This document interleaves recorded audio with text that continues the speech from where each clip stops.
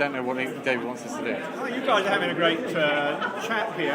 Ben Hammersley, editor at Large, Wired magazine. Indeed. And Will Heath, Ideal Government and other things as well. Former correspondent of Wired UK as well, yeah, in the early days, under John Browning. Blimey. Go back a long way. I have got those copies on my desk. Absolutely. And I think it was Ben that threw in the line about what we're seeing as one of the next big things is the growth of small groups doing more and more wonderful things. Yes. And I think you used the line about the big organisations being under threat, and memorably it's the rats that Nibbling are gnawing at the dinosaurs. Right. And we'll riff off that in another way, which we'll come to. But Ben, can you explain that?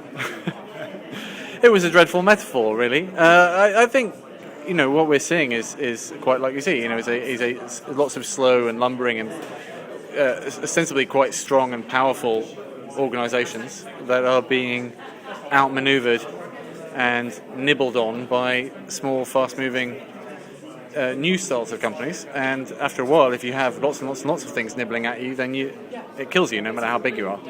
So it was not a particularly good set of imagery.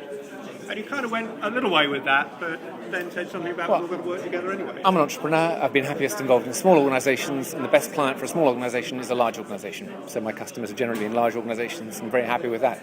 I think that there's an underlying idea that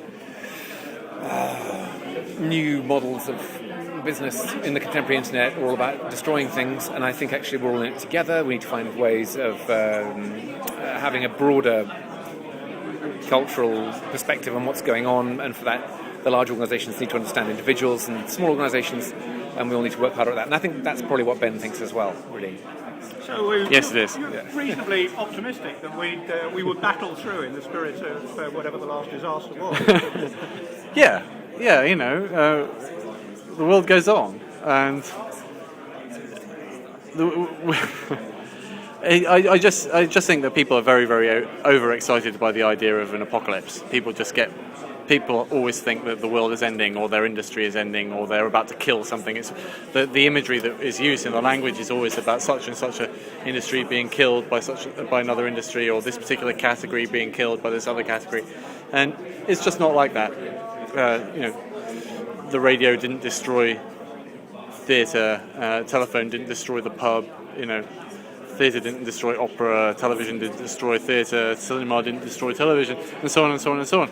We just live in a world that's much more diverse and interesting, and I think it will be forever like that. And yes, the world's going to be in a strange place when climate change really kicks in, but we're still going to have to be around to deal with it. So we might as well accept that and make plans accordingly, rather than rail against the idea, or really enjoy it and decide we're going to go back to some sort of hair shirt agrarian economy.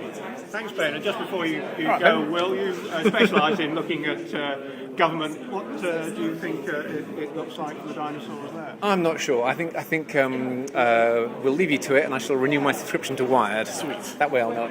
Thank you.